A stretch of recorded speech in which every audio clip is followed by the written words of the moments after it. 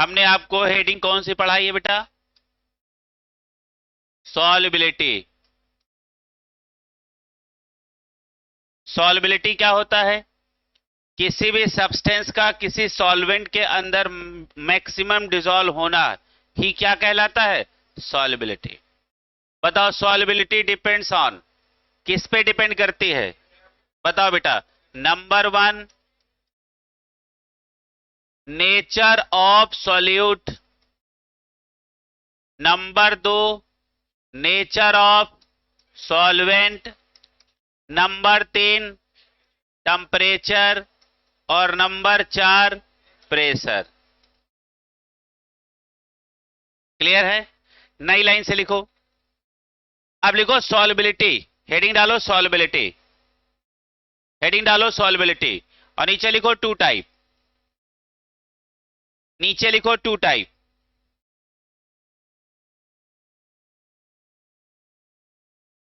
लिखो number one, number one, solubility of a solid, solubility of a solid in a liquid, in a liquid, solubility of a solid in a liquid, solubility किसी solid का किसी liquid के अंदर, solubility of a solid in a liquid. Number दो,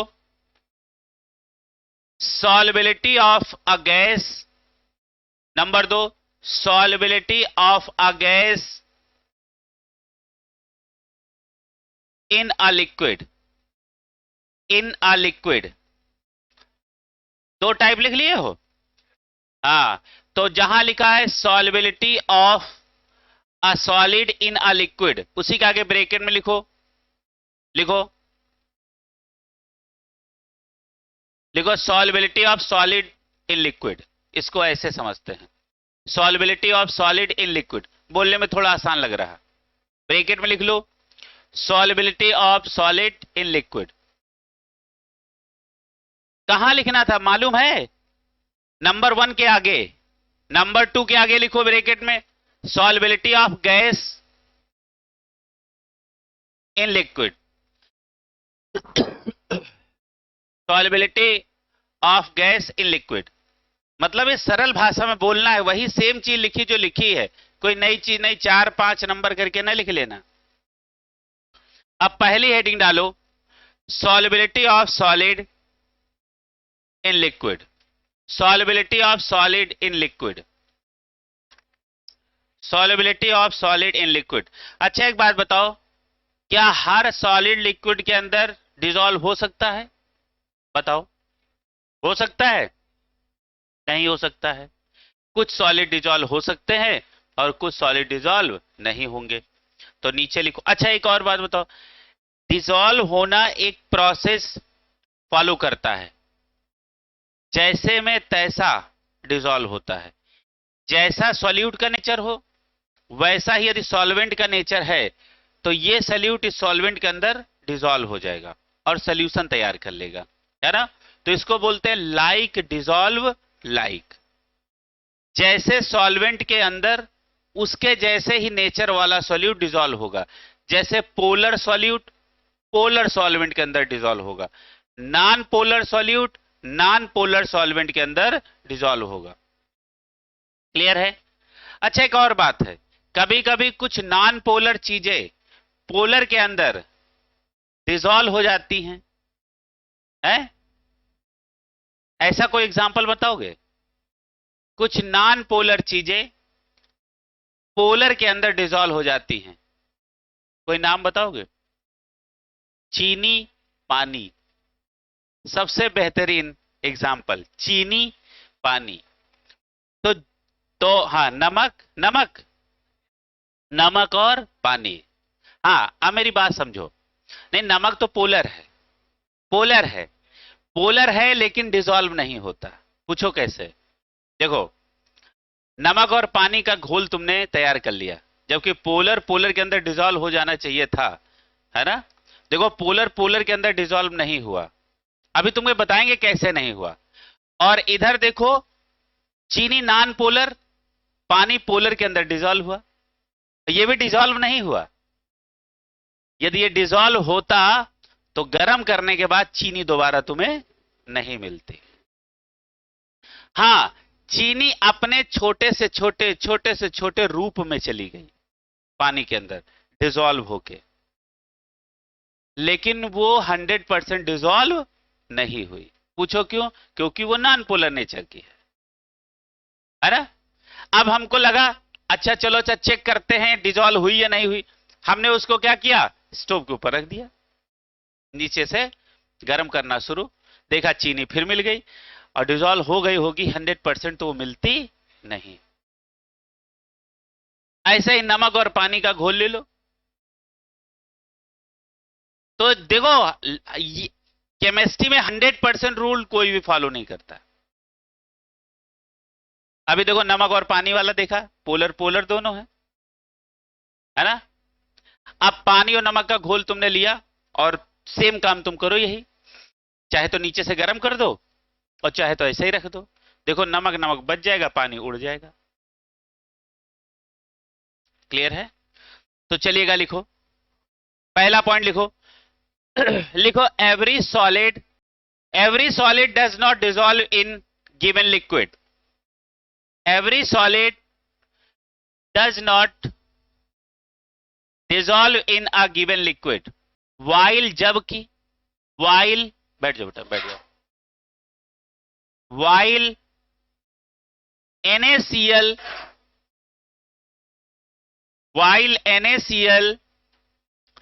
and sugar dissolve readily, READILY, in water. अच्छा, readily का मतलब क्या है? आंशिक रूप से, पार्शियली, आंशिक रूप से या पार्शियली। रेडली का मतलब क्या हो गया? READILY। इसका मीनिंग क्या होता है? कंप्लीटली नहीं होता, कैसा होता है? पार्शियली। अच्छा एक मेरी बात को समझो, अब वो बात समझ में आने लगी है। अब देखो यहां एक शब्द क्या लिखा गया, while NaCl and sugar dissolve in liquid that is water, कैसी? रेडियली। ठीक है,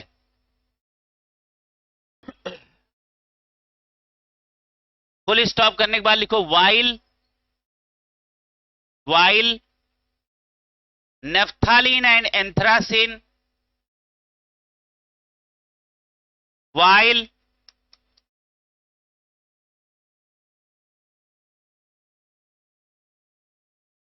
नेफ्थालीन and anthracene,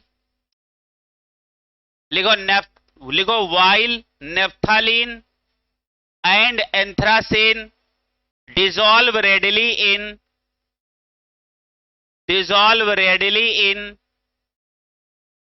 benzene, dissolve readily in benzene। ठीक है, एक सेंटेंस समझो। देखो पानी के अंदर NaCl और शुगर पार्शियली डिसॉल्व हुआ, लेकिन पानी के अंदर नेफ्थालीन और एंथ्रासिन नहीं हुआ। क्लियर है? एंथ्रासिन और नेफ्थालीन कहां डिसॉल्व हुए?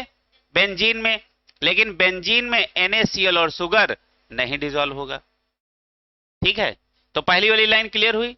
अच्छा पहले हमने दो लाइनें क्या लिखवाई, पढ़ के सुनाओ मुझे बेटा। वेरी गुड, सुनाओ बेटा, तुम सुनाओ। अच्छा तुम सुनाओ, पहली लाइन सुनाओ, बेंजीन। ठीक है, ये कहानी समझ में आ गया?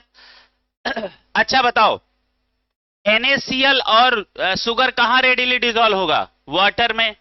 जबकि नेफ्थालीन और एंथ्रासिन कहां डिसॉल्व होगा रेडिली? बेंजीन में। क्लियर है? अच्छा इसको हम ऐसा कर दें तो देखो तुमको ज्यादा आसानी होगी। इन H2O इन बेंजीन।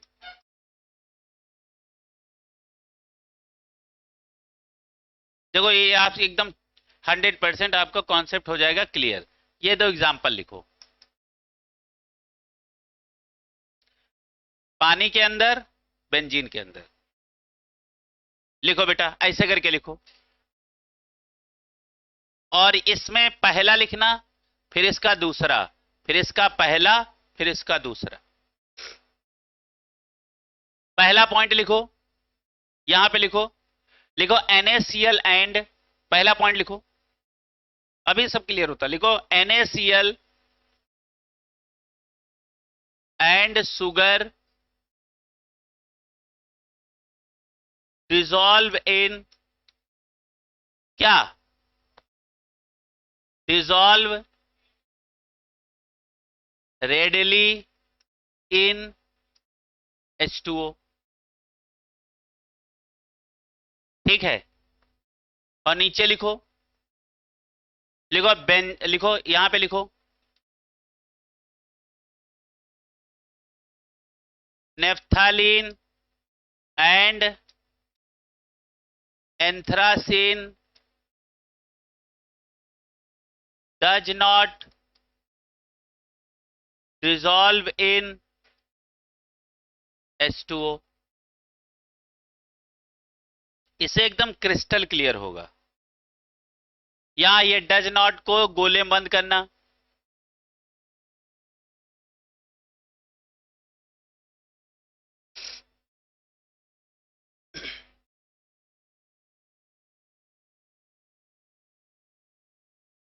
ठीक है। अब यहां पे लिखो पहला पॉइंट, लिखो naphthalene and anthracene readily dissolve in H2O, oh sorry, benzene.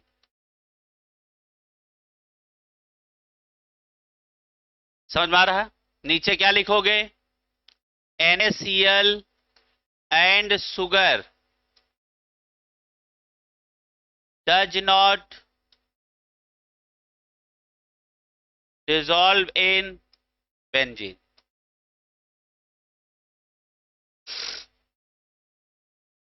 बताओ आपको ये सारे एकदम क्रिस्टल क्लियर हुए कि नहीं? सारी बातें क्लियर है। पानी के अंदर NaCl और सुगर डिसॉल्व होगा, लेकिन नेफ्थालीन और बेंजीन नहीं। बेंजीन के अंदर नेफ्थालीन एंथ्रासीन डिसॉल्व होगा, लेकिन NaCl और सुगर नहीं। फिर से बोला जाए। अच्छा बताओ, पानी के अंदर कौन डिसॉल्व होगा, कौन नहीं?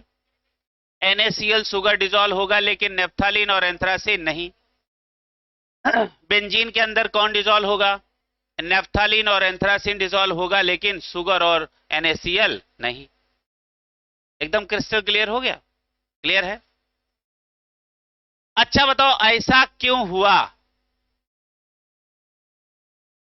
Because like dissolve like, like dissolve like. लेकिन लाइक डिसॉल्व लाइक क्या हर जगह फॉलो हो रहा? 100%। बताओ। लेकिन ज्यादातर जगह में तो फॉलो होता ही है। क्लियर है? और जहां ना हो और आपको रिवर्स करना हो प्रोसेस को, और उसमें पानी मिला हो, तो कुछ ना करो, एक बर्तन लो, उसमें भरो, और क्या करो, बर्तन को कहां रख दो? स्टोव के ऊपर रख दो। समझ में आ जाएगा कि हाँ ये डिसॉल्व हुआ था कि नहीं। चलो अगली लाइन लिखो बेटा। नीचे नई लाइन से लिखो, स्टार लगा के लिखो।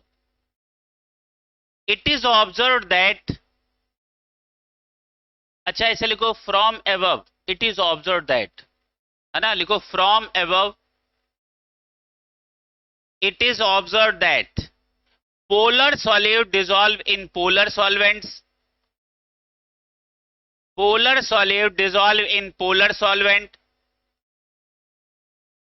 and non-polar solute dissolve in non-polar solvent. It is also known as, it is also known as like dissolve like। इसी को हम लोग और भी क्या कह सकते हैं? like dissolves like, like dissolves like dissolves like, जैसे जैसे के अंदर उसके जैसा ही डिसॉल्व होगा। अच्छा, जैसे के अंदर कौन, देखो डिसॉल्व किसके अंदर होता है, सॉल्वेंट के अंदर, और डिसॉल्व क्या होता है, सॉल्यूट। तो सॉल्वेंट और सॉल्यूट का नेचर क्या होना चाहिए, सेम, या तो दोनों पोलर पोलर हो या तो दोनों नॉन पोलर हो, तो क्या होगा, डिसॉल्व हो जाएगा। अब अगली बार लिखो बेटा। अच्छा एक बात बताओ, यहां से हम लोगों को नेचर पता चल गया किसका, सॉल्यूट का और सॉल्वेंट का। अब जरा देखो सॉल्बिलिटी किन चीजों पे डिपेंड करेगी, nature of solute, nature of solvent. अच्छा दोनों बातें हो गई यहां खत्म। अब तीसरी हेडिंग यहां पड़ेगी, नंबर न डालना, लिखो इफेक्ट ऑफ टेम्परेचर। सॉल्बिलिटी देखो जो तीसरे फैक्टर, सॉल्बिलिटी देखो पे डिपेंड हो रही थी, उसको मैं लिखवा रहा हूं। लिखो भैया, लिखो, हेडिंग डालो इफेक्ट ऑफ टेम्परेचर। और इसमें दो केस बनाना है, जहां इफेक्ट ऑफ टेम्परेचर लिखा उसमें लिखो पहला इफेक्ट ऑफ टेम्परेचर पहला भाग, या लिखो ए लिखो, इन एक्सोथर्मिक प्रोसेस, इन एक्सोथर्मिक प्रोसेस, और उसके नीचे बेटा लिखना एक्सोथर्मिक प्रोसेस में क्या होगा, सॉल्बिलिटी इनवर्सली प्रोपोर्शनल टेम्परेचर, है ना।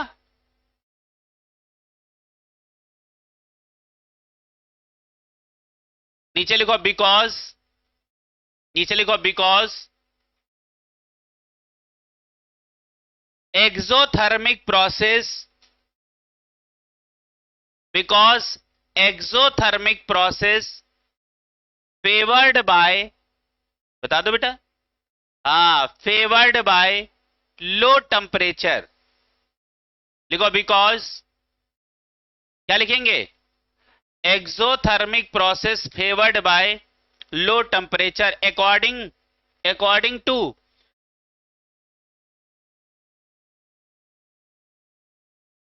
ली चैटेलियर प्रिंसिपल।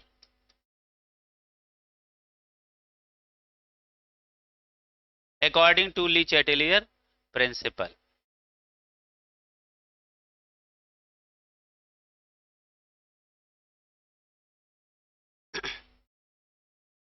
सर्दी जुकाम वाला मौसम चल रहा है बहुत तगड़ा। हाँ नहीं, इस समय हम भी इंजॉय कर रहे हैं 2-3 दिन से, अब लगभग लगभग ठीक है, चलेगा। अगला लिखो बेटा, दूसरा लिखो बी पार्ट, लिखो इन एंडोथर्मिक प्रोसेस, लिखो बेटा इन एंडोथर्मिक प्रोसेस, बी पार्ट इसी का क्या है,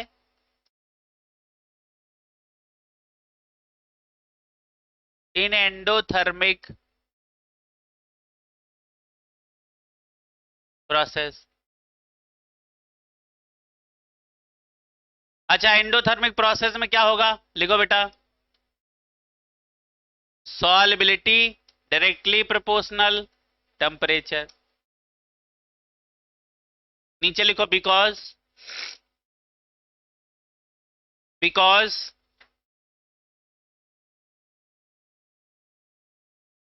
because endothermic process, because endothermic process favored by, because endothermic process favored by high temperature according to Le Chatelier principle. Last लिखो इफेक्ट ऑफ प्रेशर, लास्ट लिखो effect of pressure, effect of pressure. Effect of pressure में लिखो, लिखो pressure does not have, pressure does not have any significant effect any significant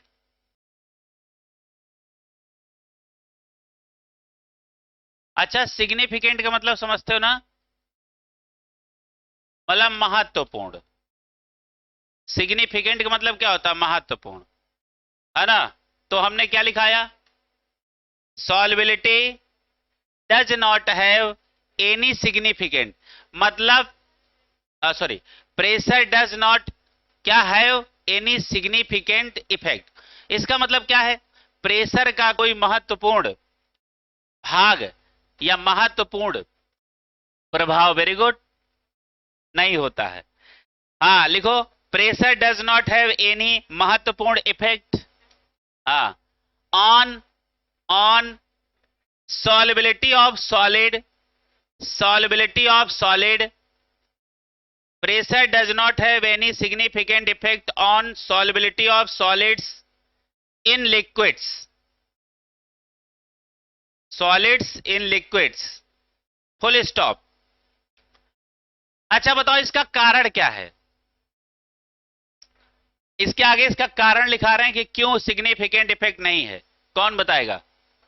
यजान बताओ। पटेल जी बताओ बेटा। पीछे अच्छा बताओ अभिषेक। बहुत कम पता चलता है। यानी सॉलिड और लिक्विड क्या होते हैं? ये होते हैं इनकंप्रेसिबल, इनकंप्रेसिबल, नॉन दबेबल। अरे जैसा सॉलिड है, सॉलिड, सॉलिड को आप कंप्रेस करोगे तो आकार प्रकार बहुत कम चेंज होगा। अरे कंप्रेस करने का मतलब दबाना, इसको क्या करोगे? दबाओगे। और जो दबाने से इफेक्ट जिस पे बहुत कम आए उसको क्या बोलते हैं? इन क्या बोलते हैं? Incompressible, incompressible. इसको हिंदी में क्या समझेंगे? नॉन दबेबल, या थोड़ा कम कम दबेबल। नहीं, हाँ तो लिखो आगे, फुल स्टॉप के लिखो, लिखो भैया, लिखो इट इज, लिखो it is so because, it is so because solids and liquids, solids and liquids are highly, are highly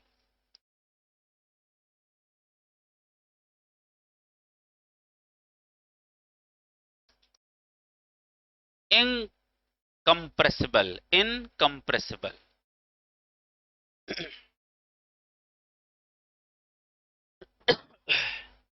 incompressible and practically, and practically remain unaffected, unaffected लिखना, A double F E C E D, unaffected by changes in pressure, by changes in pressure। तो आपका एक part खत्म हो गया solubility का। कौन सा पार्ट खत्म हुआ? Solubility of solid in liquid, ये पार्ट खत्म हुआ। अब दूसरा पार्ट लिखो बेटा, लिखो solubility of gas in liquid, और यहीं पैदा हो जाता हेनरी लॉ। लिखो दूसरा पार्ट, लिखो नंबर 2, सॉल्युबिलिटी का दूसरा पार्ट लिखो, solubility of gas in liquid. पहले तो कुछ इंपॉर्टेंट बातें लिखेंगे, फिर उसके बाद इसी के अंदर हेनरी लॉ पढ़ेंगे। तो पहले कुछ सही बात, कुछ बातें लिख लो। अच्छा जानते हो, पानी के अंदर HCl गैस को मिलाओ, पानी के अंदर HCl गैस को मिलाओ तो लाइक डिजॉल्व लाइक क्या हो जाएगा? डिजॉल्व हो जाएंगे। लेकिन पानी के अंदर O2 को मिलाओ, पानी के अंदर O2 को मिलाओ, O2 गैस को, ऑक्सीजन गैस को, तो ये बहुत कम डिजॉल्व होती है। पानी के अंदर आप क्या मिलाओगे? इन H2O क्या मिलाओगे? O2 gas. क्या मिलाओगे? HCl gas. तो O2 गैस बहुत कम डिसॉल्व होगी, लेकिन HCl गैस 100% डिसॉल्व हो जाएगी। क्लियर है? लेकिन वाटर के अंदर ऑक्सीजन गैस बहुत कम डिसॉल्व होती है, बावजूद कि जितना एक्वेटिक लाइफ है, इसी जो कम डिसॉल्व ऑक्सीजन में ही पूरा एक्वेटिक लाइफ सस्टेन कर रहा है। देखो कितनी बड़ी बात है ना? और यदि ये इसके अंदर डिसॉल्व हो गया तो एक्वेटिक लाइफ खत्म। नहीं समझे? और एक्वेटिक लाइफ को चाहिए क्या? ऑक्सीजन। और ऑक्सीजन पानी के अंदर बड़ी कम डिसॉल्व होती है। समझ रहे हो? तो ये सब कृपा है। नहीं समझ रहे हो कि उस कम डिसॉल्व ऑक्सीजन में भी पूरा एक्वेटिक लाइफ बढ़िया सस्टेन कर रहा है। समझ में आ रहा है? तो जरा लिखो, पहली कुछ बातें लिखो। लिखो, many gases dissolve in water. नई लाइन से लिखो, ऑक्सीजन डिसॉल्व्स। लिखो, oxygen dissolves only a small extent। Small extent का मतलब बहुत कम मात्रा में।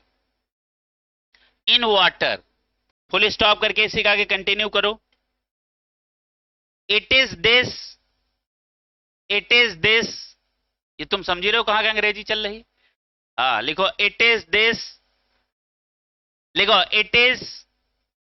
समझ में आ गया क्या हमने लिखाया? बार बार नहीं इट इज लिखना, इट इज दिस अभी लिखवाया, बस वही बोल रहा हूं कि इट इज दिस, फिर इट इज। तो अभी हम कहां हैं? It is this dissolve oxygen. लिखो, it is this dissolved oxygen.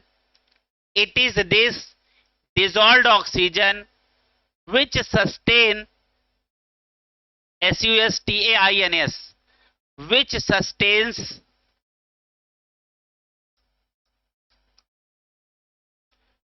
which sustains all aquatic life, all aquatic life है ना? अच्छा, एक्वेटिक लाइफ तो समझ रहे हो ना? जैसे हम लोगों का कौन सा लाइफ है? हम लोग टेरेस्ट्रियल हैं, कुछ लोग पानी के अंदर रहते हैं। वो कैसे हैं? एक्वेटिक हैं, है ना? तो उनका एटमॉस्फेयर क्या है? वो किस सराउंडिंग में रहते हैं? पानी में। उनका एक्वेटिक लाइफ है। अपना कैसा है? टेरेस्ट्रियल, है ना? और पानी के अंदर उनको चाहिए क्या? ऑक्सीजन। और ऑक्सीजन पानी के अंदर बड़ी कम डिसॉल्व होती है, लेकिन उसके बावजूद भी उसी कम डिसॉल्व ऑक्सीजन में ही सारा एक्वेटिक लाइफ क्या है? चल रहा है। ठीक है, नई लाइन से लिखो। लिखो ऑन दूसरा हैंड। लिखो ऑन द अदर हैंड। हाँ, लिखो on the other hand. NCERT की लाइन है बेटा। लिखो on the other hand, hydrogen chloride gas यानी HCl गैस, सीधे लिखो। On the other hand, HCl gas is highly soluble in water. अच्छा, एक बात बताओ, सॉलिड का लिक्विड के अंदर सॉल्युबिलिटी करानी है, सॉलिड का लिक्विड के अंदर सॉल्युबिलिटी करानी है, तो प्रेशर का कोई भी बहुत ज्यादा इफेक्ट नहीं था। लेकिन गैस को जब हम लिक्विड के अंदर डिसॉल्व करेंगे तो प्रेशर का बहुत बड़ा प्रभाव है, बहुत बड़ा प्रभाव है ना? कैसे प्रभाव है? अब तुम कोल्ड ड्रिंक तो देखे ही होगे, पिए भी हैं? यहाँ पिए भी हैं, वेरी गुड, क्लियर है, पिलाए भी हैं। हाँ, ये भी सही बात है ना? अब अगली बात यही है, बनाए भी हैं, स्टिकर चिपकाए भी हैं। नहीं समझ रहे हो? ये भी कह सकते हो। आगे देखो, सुनो। अब लिक्विड के अंदर, कोल्ड ड्रिंक में क्या होता है? लिक्विड के अंदर CO2 गैस को जबरदस्ती क्या करते हैं? बाई प्रेशर डिसॉल्व करने की कोशिश करते हैं, बाई प्रेशर, और ऊपर से कैप लगा दिए। क्लियर है? बोतल के अंदर क्या भर दिया? लिक्विड। लिक्विड के अंदर क्या ट्रैप किए? क्या ट्रैप किए? जबरदस्ती किसको घुसेड़ दिए? CO2 को, और ढक्कन बंद कर दिए। अच्छा मान लो तुम कमरे में किसी को बंद किए हो जबरदस्ती, और जैसे कमरे का दरवाजा खुला, सबसे पहले कौन निकलेगा? सबसे पहले वही निकलेगा जिसको तुमने जबरदस्ती बंद कर रखा। अब जैसे आपने ढक्कन खोला, किसका? कोल्ड ड्रिंक का, सबसे पहले कौन निकलेगा? CO2 निकलेगा, क्योंकि इसी को आप जबरदस्ती उसमें दबा के रखे हो। और वही बबल्स के क्या होता है? बुलबुलों के बबल्स के फॉर्म में क्या होता है? बाहर निकलता है, और जिसे तुम लोग पी के मौज लेते हो। ये तो कोल्ड ड्रिंक है। अच्छा ये कौन से लॉ को फॉलो करता है? Henry law. क्लियर है? तो चलिएगा बेटा सुनो, HCl लिक्विड भी होता है, HCl गैस भी होता है, दोनों नेचर में होता है। गैस भी होता है, लिक्विड भी होता है। यदि ये सवाल केमिकल बॉन्डिंग में पढ़े होते तो हम वहां पढ़ाए थे कि किस HCl में हाइड्रोजन बॉन्डिंग पॉसिबल है, तो वहां हमने पढ़ाया था एक्वस HCl। समझ में आ रहा? हमने लिक्विड में भी नहीं लिखाया था। अरे लिक्विड तो कोई भी हो सकता है, लेकिन एक्वस पानी ही होगा। केमिकल बॉन्डिंग पढ़ाएंगे। सुनो देखो, मैंने कोई चीज शुरू क्यों नहीं की, उसका कारण है, क्योंकि लिखो solubility of gases in liquids is greatly, solubility of gases in liquids is greatly affected by pressure and temperature। नीचे स्टार लगा के लिखो, उसी के नीचे जस्ट लिखो solubility of gases increases, solubility of gases increases with increase of pressure, solubility of gases increases with increase of pressure। अगली heading डालो इसी के अंदर, लिखो हेनरी लॉ। लिखो बेटा Henry law.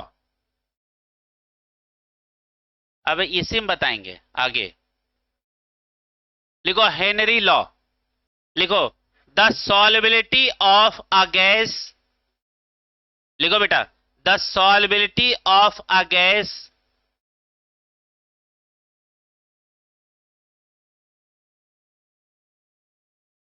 in a liquid, the solubility of a gas in a liquid is directly proportional to the partial pressure of the gas, partial pressure of the gas present above the surface of liquid, present at the surface of liquid। नीचे star लगा के फिर दूसरी बार लिखो the partial pressure of the gas, नई line से लिखो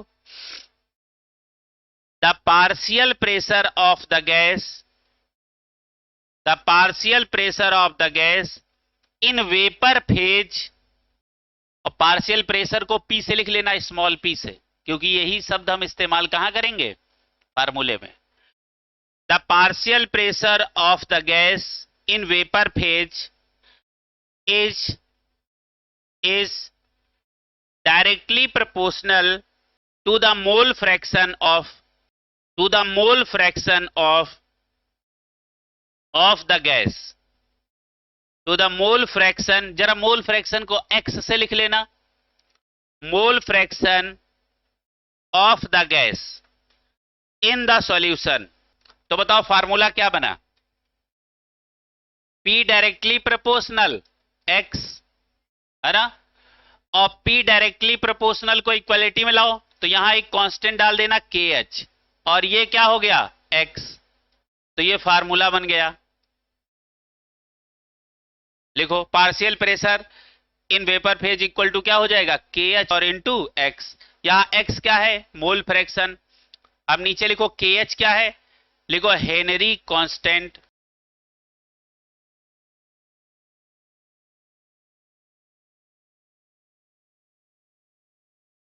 Henry constant, Henrys constant. नीचे लिखो एक एग्जाम लिखो, नीचे लिखो, लिखो ग्राफ, हेडिंग डालो graph,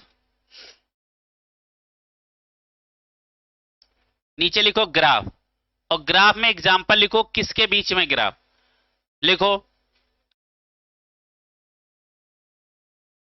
HCl gas, HCl gas dissolve in cyclohexane. देखो भैया,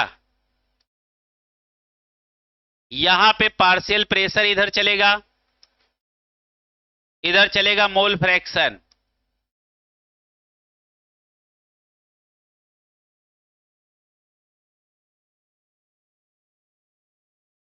ठीक है। और फार्मूला अपने पास क्या है, देखो यहां थोड़ी फिजिक्स लगेगी, के एच एक्स, है ना। अच्छा बताओ, के एच इक्वल टू यहां क्या बनेगा, पी अपान एक्स। पी कहां है, वाई एक्सिस पे, और एक्स कहां है, एक्स एक्सिस पे, और वाई अपान एक्स ही क्या कहलाता है, slope.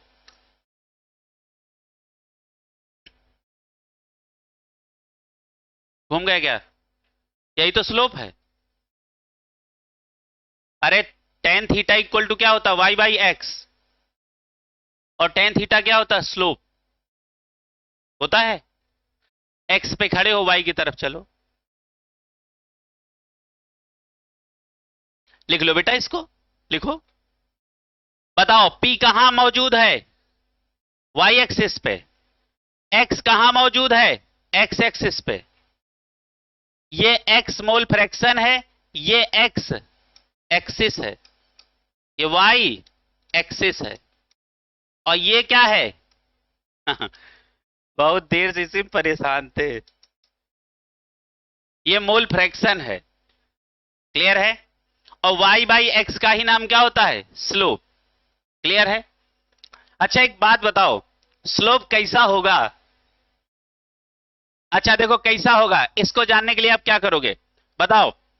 p directly proportional x है ना, और दोनों की पावर सेम है, दोनों की पावर क्या है, सेम है, तो पक्का है ग्राफ मुड़ेगा नहीं, क्लियर है। जैसे हाँ मान लो ये होता a directly proportional B square, ऐसा होता तो ये पैराबोला होता, होता कि नहीं होता। और जिधर छोटी पावर होती उधर मुंह घूम, उसका मुंह क्या होता, घूम जाता। ये तो तुम्हें पढ़ाया गया होगा। इधर दोनों की पावर सेम है तो मुंह तो यानी ग्राफ का स्लोप का मुंह किधर किसी साइड को घूमेगा तो नहीं, और जब घूमेगा नहीं तो सीधा जाएगा, और सीधा जाएगा तो ऐसे जाएगा, है ना। बस यहां ऐसे ये निशान बना लेना। ये कौन सी गैस है, किसके अंदर है, हाँ, और यही ये क्या है, यही आपका स्लोप है, और स्लोप ही किसको रिप्रेजेंट कर रहा है, के एच। ये देखो स्लोप किसके बराबर हुआ, अरे अरे के एच। अब थोड़ी फिजिक्स लग गई, आए करने लगे। अच्छा बताओ, बोलो अलग अलग गैसों का, बोलो अलग अलग गैसों का अलग अलग हेनरी कांस्टेंट होगा, क्लियर है। यानी Henry constant depends on nature of gas dissolve, Henry constant depends on nature of gas dissolve.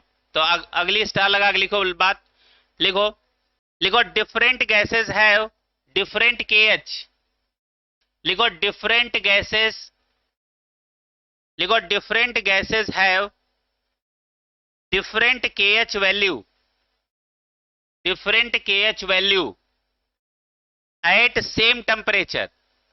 के H depends on nature of gas, K H depends on nature of gas. नीचे लिखो, star लगा के लिखो, लिखो higher, लिखो higher the value of के H, star लगा के लिखो बेटा, higher the value of KH at a given pressure at a given pressure, comma करके लिखो, lower is the solubility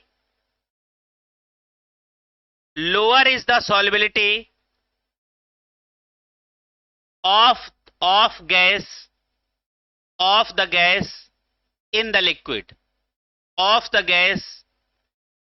liquid, इसी के आगे क्या लिखोगे?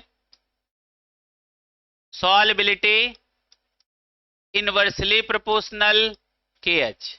बताओ, ऊपर वाली जो भाषा लिखा वही तो फार्मूला बना दिया।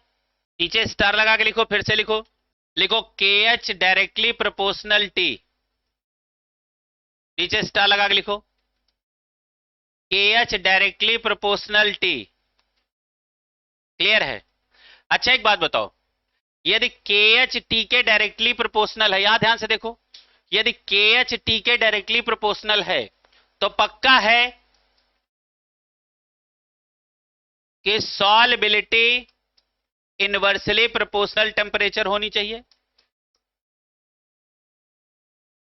है ना? बस यही 3 फार्मूला, जिंदाबाद। अब एनसीईआरटी में एक टेबल दी गई है, मैं उसी के हिसाब से आगे एक एग्जांपल लिखाता हूं। नीचे लिखो स्टार लगा के, इसी फार्मूले के आधार पे लिखो KH value for both, example बना के लिखो KH value for both N2 and O2, लिखो KH value for both N2 and O2 increases with increase of temperature। ये कहानी समझ में आई? KH का वैल्यू किसके साथ बढ़ रहा है? टेम्परेचर के साथ। तो यानी KH डायरेक्टली प्रोपोर्शनल क्या होना चाहिए? T। देखो आपको लिखाया गया कि नहीं लिखाया गया, है ना? अच्छा देखो, अब बहुत ध्यान से समझना, N2 और O2 का KH टेम्परेचर के साथ बढ़ता है, ये क्या इंडिकेट कर रहा है? On increasing temperature solubility decreases, यही तो इंडिकेट कर रहा है। लिखो indicating that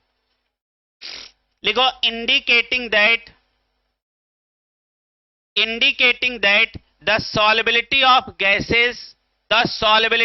gases increases with decrease of temperature। Full stop करके लिखो, it is due to this, अंग्रेजी देखो, लिखो it is due to this। अरे बेटा अभी कहां तुम लोग फंसे पड़े हो, कहां पे हो? solubility increases with decrease of temperature, ये लिखाया, फुल स्टॉप। फिर उसके बाद लिखो it is due to this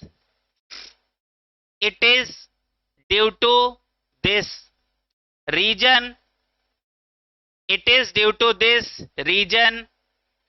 that aquatic species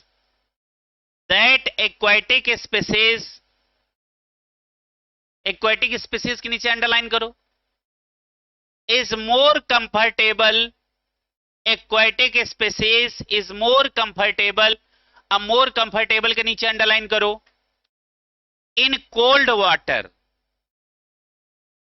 rather than गर्म पानी, in cold water rather than, vocal English, RATHER, rather than in warm water, heading डालो आगे। एप्लीकेशन ऑफ हेनरी लॉ, लिखो to increase the solubility of CO2, cold drink वाला जुगाड़ बता रहे हैं।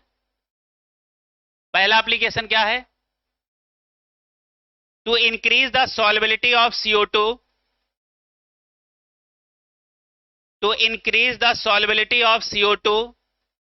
in soft drinks and soda water, soft drinks and soda water, comma करके लिखो। The bottle is sealed, SEALED, the bottle is sealed under high pressure, under high pressure. ये जरा high pressure को अंडरलाइन कर लो। क्लियर हुआ? अब जरा इस लाइन को पढ़ो, पढ़ लो बेटा, पढ़ो। जैसे हमने कहा पढ़ो तो पढ़ लिया करो, है ना? पढ़ोगे देखो, है। नंबर 2, अब सुनो होता क्या है। देखो, स्कूबा डाइवर्स,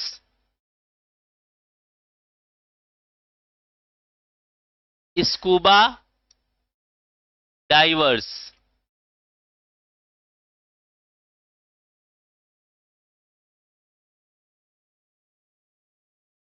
ठीक है। अच्छा, ये स्कूबा और डाइवर्स का मतलब क्या है? स्कूबा डाइवर्स का मतलब क्या है? कोई बात है क्या इसमें? अच्छा, स्कूबा डाइवर्स। अच्छा, स्कूबा डाइवर्स क्या होते हैं? गोताखोर। गोताखोर, गोताखोर सिर्फ डाइवर्स होते हैं। स्कूबा एक अपरेटस है जो लेके जाते हैं, तो पूरा नाम हुआ स्कूबा डाइवर्स। डाइवर्स सिर्फ होता है गोताखोर, और स्कूबा ये अपरेटस है, तो पूरा नाम क्या हुआ? Scuba divers. समझ में आ रहा? तो समझ में आ गया स्कूबा क्या है? ये अपरेटस है। डाइवर्स क्या है? ये गोताखोर है। पूरा मिला क्या हो गया? अपरेटस वाला गोताखोर, है ना? हाँ चलेगा, लिखो। अच्छा सुनो, होता क्या है, जैसे ये अपरेटस लाद के जाते हैं, जिसको हम लोग प्यार से क्या बोल देते हैं? अरे सिलेंडर बोल देते हैं। नहीं समझ में आ गया, है ना?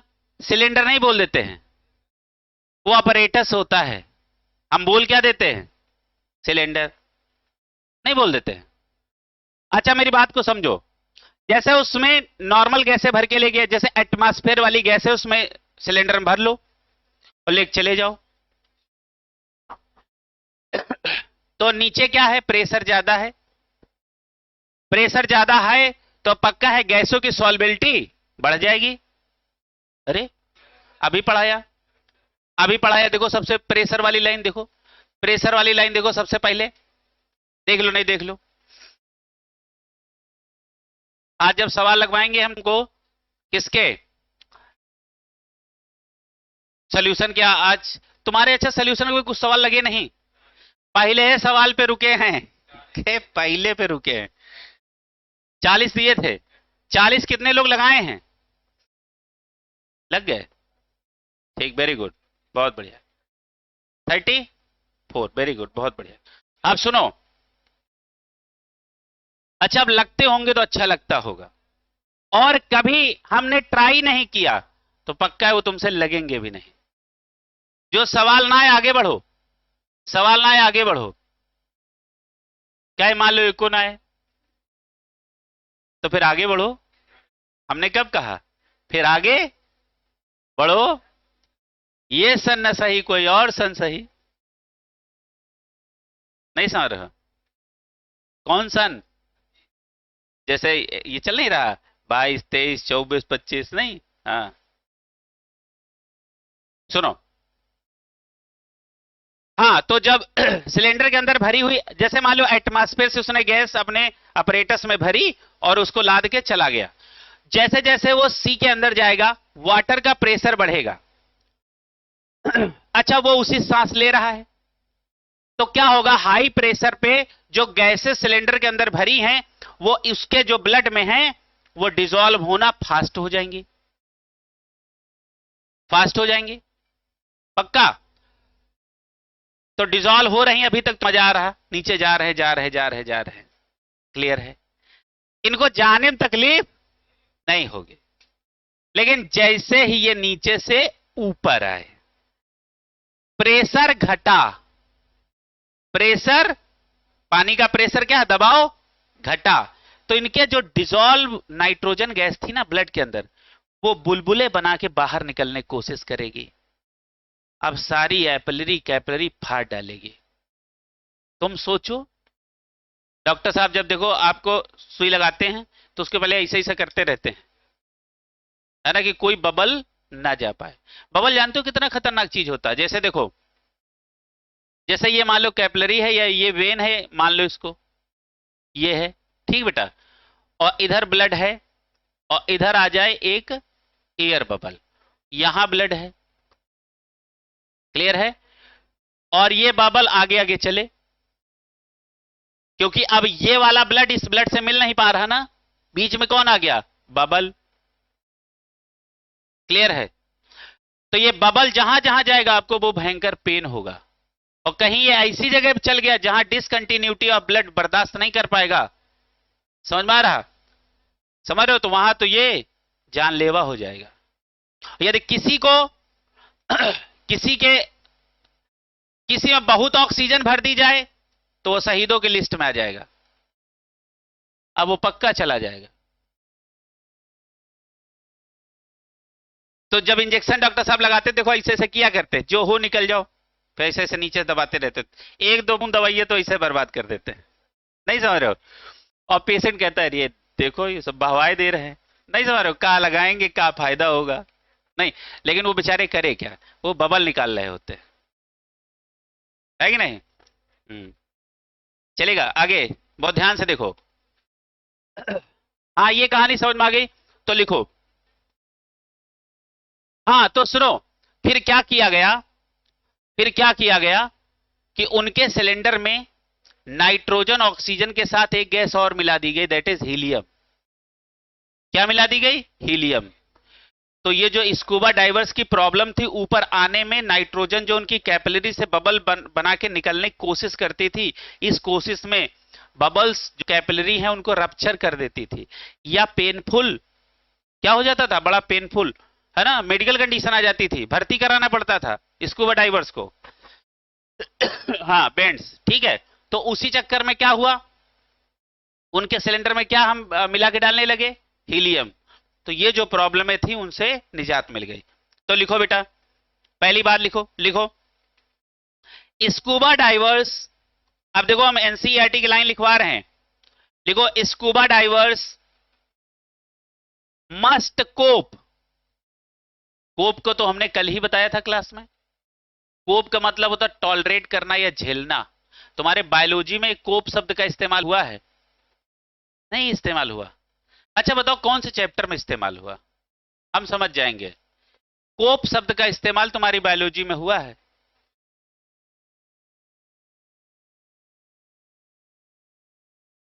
कोप का मतलब टॉलरेट करना या झेलना, ये बात 100 बार हो चुकी है।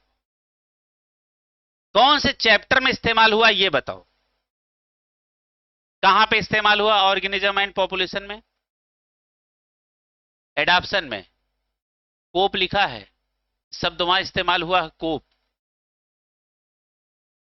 जैसे एटमॉस्फेयर की जगह पे क्या लिखता है, एम्बियंट, क्या लिखता है, एम्बियंट, है ना। तो आगे चलो, एम्बियंट टेम्परेचर, सराउंडिंग टेम्परेचर, लिखो पेन क्या लिखा, scuba divers must cope with high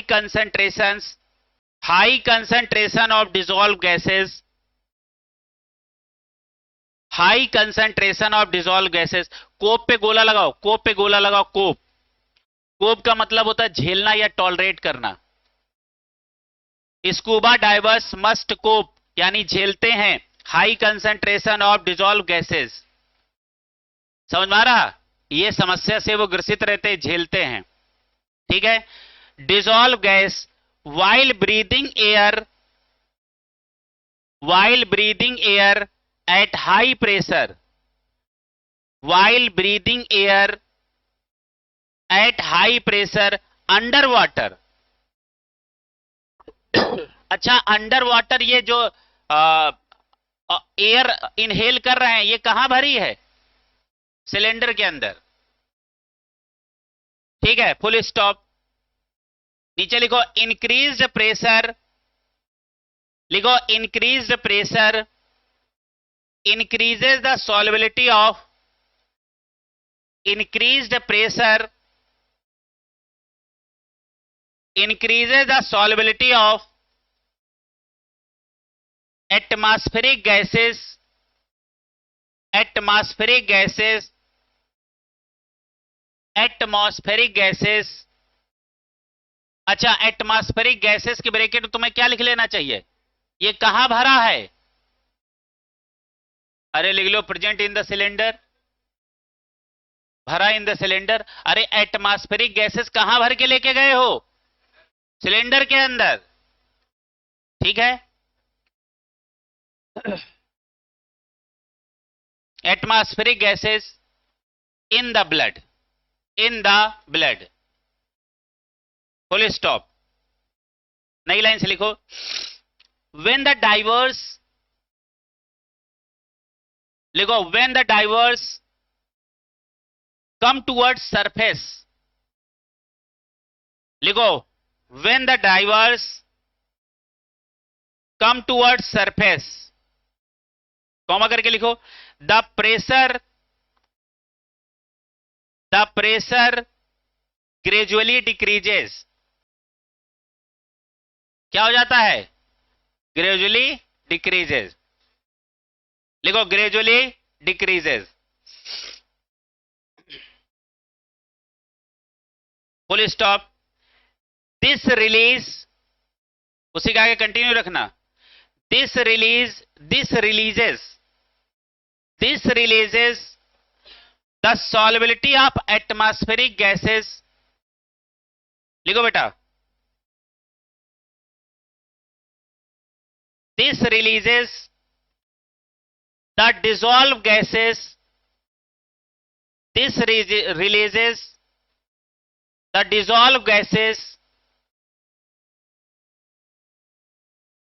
in the blood, in the blood, and leads the formation of bubble, and leads the formation of bubbles, leads the formation of bubbles of nitrogen in the blood, in the blood, full stop। This blocks capillaries, this blocks capillaries and create a medical condition. This blocks capillaries and create a medical condition known as bend, known as bends।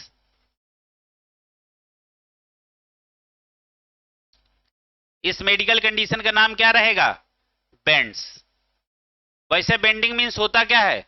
झुकना, ठीक है। इस medical condition का नाम क्या होगा? Bends.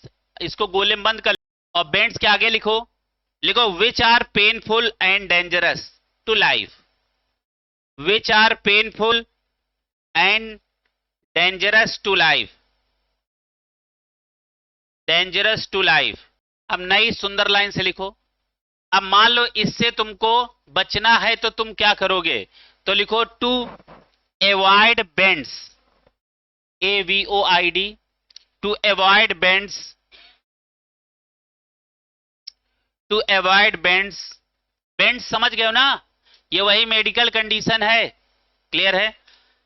As well as toxic effect of, to avoid bends, as well as toxic effect of high concentration of nitrogen, as well as toxic effect of high concentration of nitrogen in the blood. The tanks used by scuba divers, the tanks used by scuba divers, the tanks used by scuba divers are filled with air इस are filled with air diluted with helium, diluted with helium, ठीक है।